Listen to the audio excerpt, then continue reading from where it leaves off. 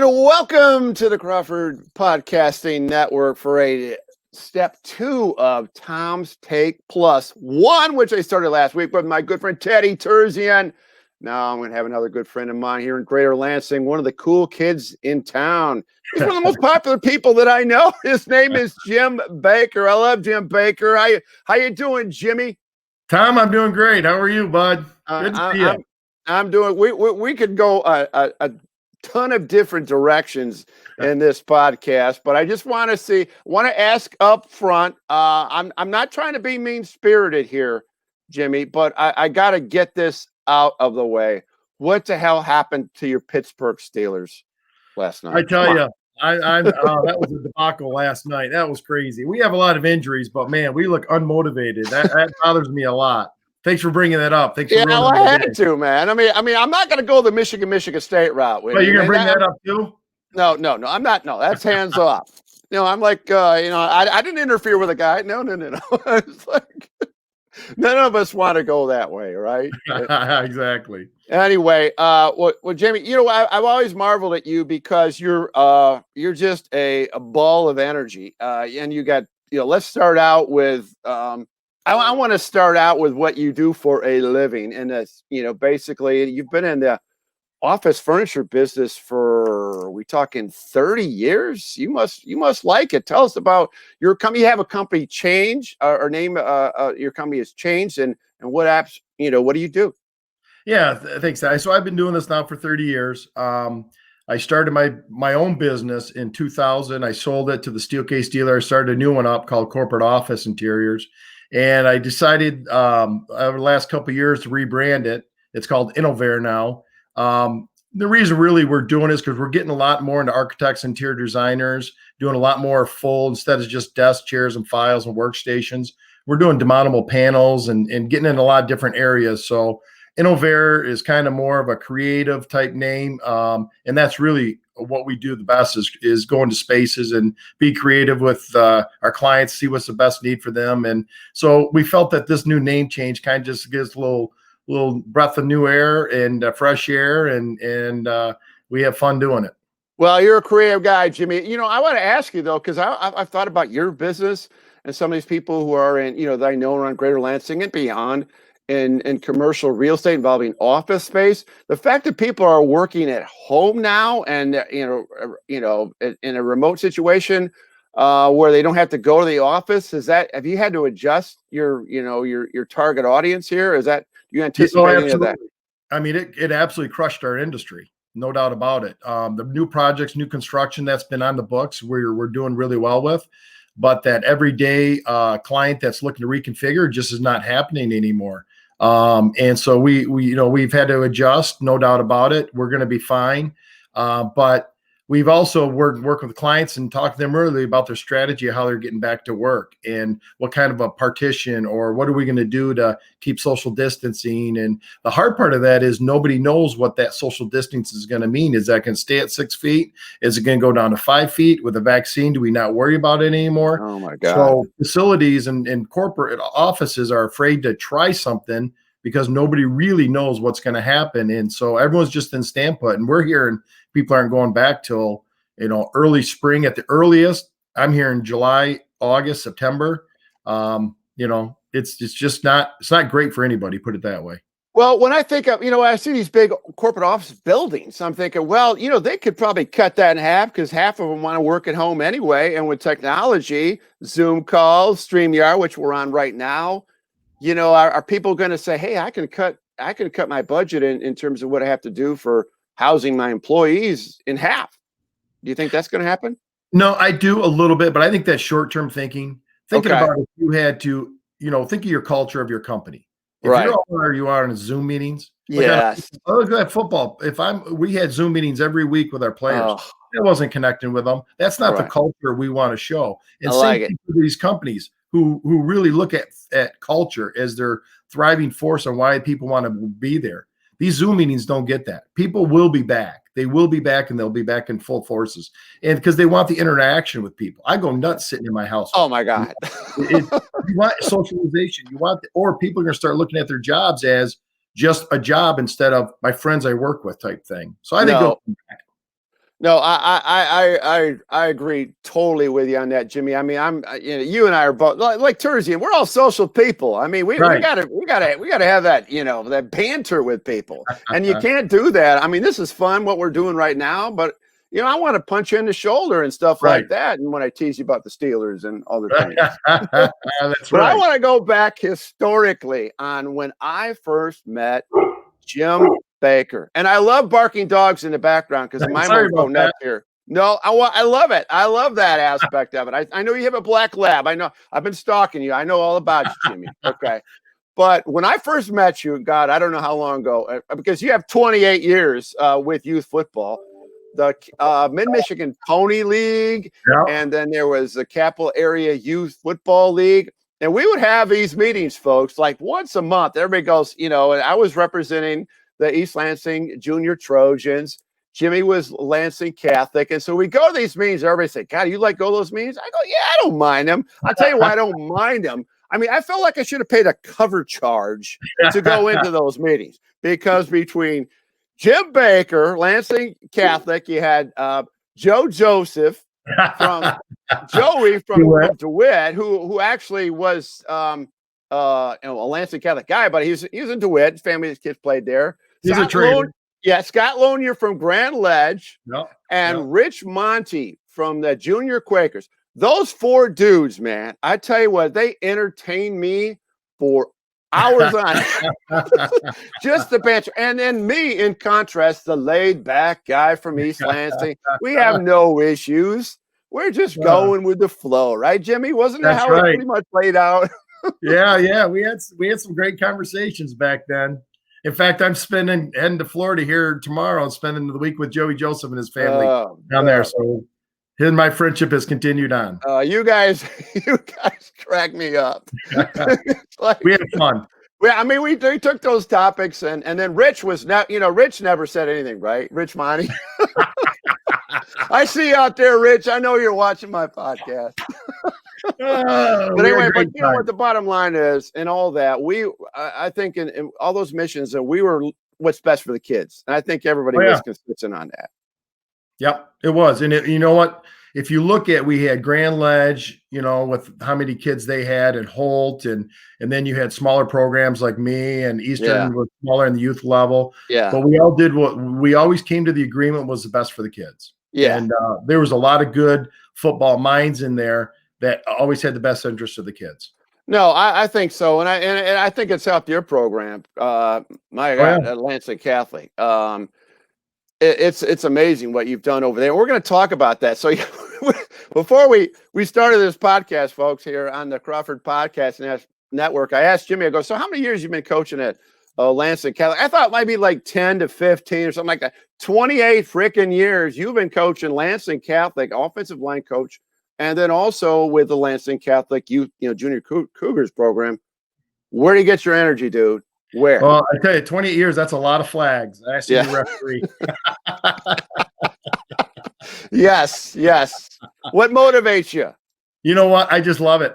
These kids are unbelievable kids, especially with what they're going through right now. I love the energy from them. And, we have really, really, really good kids. And most of these kids I've known since fourth grade. That's the beauty. I mean, again, we always get accused of recruiting and all that other stuff. And when I know these kids from fourth grade, I know that. And that's what's so special about when we won the state championship last year was these were my kids that, I had a son that was a sophomore, but I knew Zach and Sammy and all those guys and all my linemen forever. And so that's what's so special about the whole thing is watching these kids with our kids coming up through the pike and winning championship. That was unbelievable. No, and I love going to your games, and you got your own stadium now. I mean, that was used to be what they call it, the Rock Garden or what, Rock Pile, whatever it was over there. And now you got your own stadium, and everything looks pulled together at Lansing Catholic. And I'm not going to embarrass you here, but I mean, all the Lansing Catholic families that I've met, all their kids are so freaking polite. I mean, it's like you brought them up well. All you dudes have, the Gillespies, all countless, folks over there that I've known at Lansing Catholic, they got good kids. So kudos to you, Jim. Well, we've been blessed, and I want to make sure I say this the right way, but we've been blessed with families that see the bigger picture of Okay. sports. Yeah, we're always going to have that parent that's going to live through his kid. But for the most part, what I've loved about Lansing Catholic is Tom Maloney has become a great, probably one of my better friends. Right. And him and I've had many conversations when we weren't getting anywhere with anybody. And it was just, they didn't even want, when we first approached Catholic Central about going over there back in my first year or two, they didn't want us. They said, no, we don't want you. You need to stay at St. Gerard. Oh, you're kidding me. No, and I walked out of that meeting and went, what the heck is going on here? And Maloney, and I really didn't know Tom Maloney as assistant principal at that time, right, called me and he said, don't worry, we'll work this out. Trust me. And I did. And Tom and I have been on the same page since. And I will tell you this, the only reason Tom Maloney or that school is still alive and kicking is because of Tom Maloney. And wow. I fully believe that. That's a strong statement. He is the only reason. And our new president and principal right now are unbelievable, and they're following right in Tom's footsteps, and they're great. We're going to be very good hands. Yeah, well, I'll tell you what. I mean, because I remember back, and I'm older than you, Jimmy, but I mean the enrollment at Catholic schools when Procreate that vote back in the 70s went where you didn't get the state aid for education, and all of a sudden the tuition went way up. You know, I think this was like 1971 or somewhere around 71, 72. It went way up. So all of a sudden my graduation class at Lansing Eastern went from like 550 to like 720 because we had all these res kids coming over. And so you know, all of a sudden Lansing Catholic or the Catholic schools went with, you had Gabriel's little Rafferty, went to Consolidated Lansing Catholic Central, then it went to Lansing Catholic, went from Class A down to C, but you've hung in there. It's an amazing resiliency thing, because I think that's a challenge. And your facility, when we've had meetings over there at the high school, it's like you continue to upgrade the high school as well. Well, a quick story about that. In the Catholic Central in the 70s. So I'm the youngest of 10 kids. We all went to St. Gerard, and we were all planning on going to Lansing Catholic. Well, my oldest sister, my mom and dad sent her over there, and back then it was Unipac, which was basically independent studying, and that was in like 70, 71. Think of what was going on in the world in 70, 71, and now you're sending these kids for independent study, basically. My mom and dad said time out, so all of us kids went to Grand Ledge after St. Gerard. So it was. Oh, I didn't know that. Yeah. Okay. Yeah. Okay. So you graduated from Grand Ledge High School. Okay. Yep. 85. Okay. So John Group was last year coaching football. Oh. Well, I'm telling you what, it's been a good relationship you've had with your family, and you know, you got 4 great kids, and your 3 boys have all played for the Cougars. And Joey, the quarterback right now, I've met, a great kid. He's got a lot of upside. I don't have to tell you that. That has got to be a lot of fun. And I think it's good that you don't coach his position. I mean, you're the offensive line coach. You coach those kids. You want to protect Joey right here. Is that your motivation here? If you ever been anyone around when I've coaching my kids is I'm hard time now, believe me. What's also been nice is my Nick, my second one who played, is actually a senior at Michigan State. He's on the coaching staff with us too. So he's up in the box. And he's with us too. Yeah. So he's the one that really does. I try to coach Joey, but Ahern puts me in my place pretty quick on it. Well, I want to talk about that now. And I was over at East Lansing's practice there in the state finals. Now all of a sudden, you know, high school football folks, we're going to have it. We're not going to have it. We're going to have it. We're not going to have it. We're going to have it. I think we're at the third. We're going to have it. Now the playoffs are on. Lansing Catholic trying to defend their state title. And I, you know, when I was at practice, you know, at East Lansing, I'm just thinking, man, these kids have gone through a lot. They're practicing over at Hazlitt, as I said. And how do you expect these kids to just keep re-energizing when, you know, it's going to be 30 degrees and such? And I know they want to win a state title, a second state title, Lansing Catholic.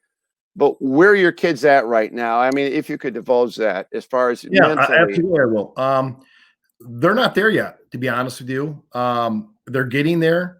But over the weekend, I had quite a few conversations with different players. They feel like pawns. They Really? really feel like adults are letting them down in this scenario. They're just trying to play high school football.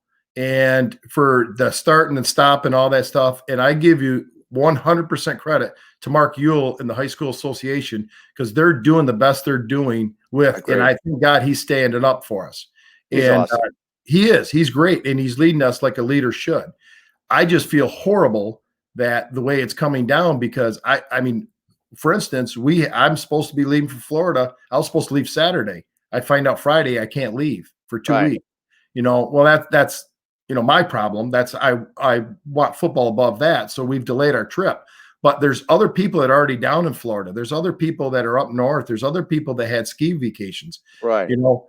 For us to get everyone together and just turn a switch on is not the easiest thing. So sensing that we had issues flying, we had the kids had their own player meeting before our first practice yesterday, and they talked amongst themselves. We didn't ask what they said, but they did go in with one kind of lackadaisical. They came out pretty fired up. We actually had a pretty good practice yesterday. Good. But I think underlining them, they keep feeling that the carpet's going to get pulled out from underneath them again. They really do feel that, especially with the way they're doing the COVID tests. Yeah, we have to do it. I get it. But it doesn't make sense to a 16, 17, 18-year-old kid when all we keep telling them is, don't worry, trust us. Well, trust us. We're kind of, trying to keep them to restart, and it's not working out very well right now. But it will. And thank God we're playing, and everyone's excited to play. We'll get through it, and we'll be ready for Grosse Ile. And, God willing, we'll take it to them. You're playing Grosse Ile downriver. But those Downriver. are, Trenton's a tough community, but Grosse Ile, those are all the rich kids, right? I mean, how can they have a tough football team in Grosse Ile?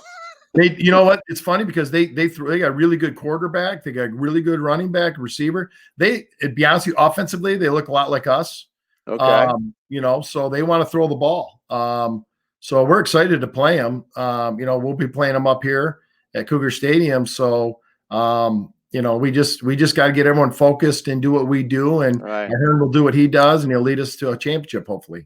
Yeah, well, I tell you what, you got Jim Hearn's just Hall of Famer, and I love watching your practice, love going to your games when I have an opportunity. I was talking to Nikki Norris, the athletic director of East Lansing, over at practice yesterday, and I asked her about the parents, and she really hadn't had that. It doesn't sound like parents are going to be allowed in that stadium. If I think back, okay, so if you're not allowing parents at Lindsey Adams Stadium, you know what that's all about, right? So you think those parents are not going to go over to Cheapskate Hill and look over the fence where they're all together anyway? I mean, come on. I mean, this is ridiculous. You're outside.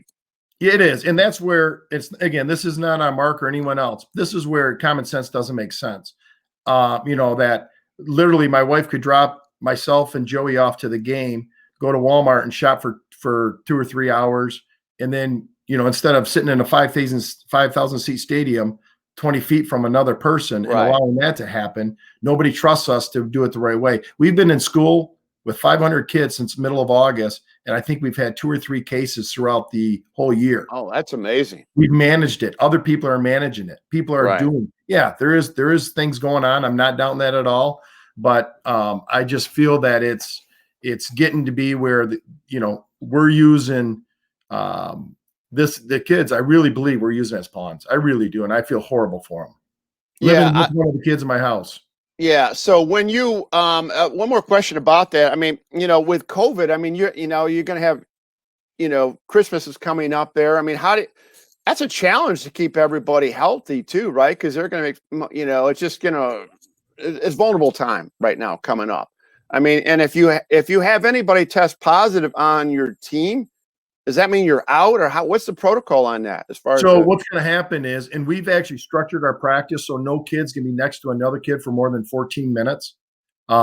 Because that way, if one person's tested, then it doesn't knock anyone else out of the team. So we've actually had to structure practice. Our offensive practice, let's say I've got one lineman next to another lineman, our team is only 14 minutes long. So, and then when we're doing drills and stuff like that, they're not next to the same person. So we're doing all that thing. We worked with our administrative staff, which has been unbelievable. and making sure we're doing it the right way. If somebody does test positive, then what you have to do is go to your physician and they will come up with a game plan. That doesn't mean you're out. Okay. There's a lot of situations, whether you have the antibodies, whether you didn't. I mean, there's a lot of things that I don't know how it's actually going to be administered. But I know you have to go to get your own personal physician involved and they're the ones that will hold you out if you need to be held out. Well, because I'm thinking, Jim, I'm thinking about how would you like to be that kid who tested positive, who knocked just by the fact that you unfortunately tested positive, you're knocking your team out of the playoffs. Right. My God, that would haunt you for life. Right. And that's why we're trying to take it out of the kids' hands and not let them be around each other. And we're talking to them about, making your bubble even smaller right now. We have some special things going on. Our actually school, when the kids are back in class on January 4th, they have each classroom is 6 foot apart, so nobody can get tested or nobody can knock a classroom out or anyone else out there. So our administrative has done an amazing job of making sure we're doing it the right way. So knock on wood, there's going to be positives. We know that. I mean, and I look at it this way, Jimmy Baker, your kids can tell their kids and their grandkids about this storyline is going to go on forever, generations. And this season that you've gone through and other high school kids, it's challenging, and there's no fans, there's no band, all that pomp and circumstance of Friday Night Lights has not been there. But there's something special that they can talk about and be united with their fellow teammates about having to endure this. So I think it's going to have a special category that will actually be of value to them in the long run. What are your thoughts on that? Yeah, I do. And that's kind of what we've talked to the kids about is you're going to go through things like this in your life. Right. And nobody is trying to do this purposely. So when I say people are being pawns and stuff like that, I'm not saying there's anyone to blame. This is a virus we've never seen before. And it's a very serious virus. Nobody is taking that away from anybody.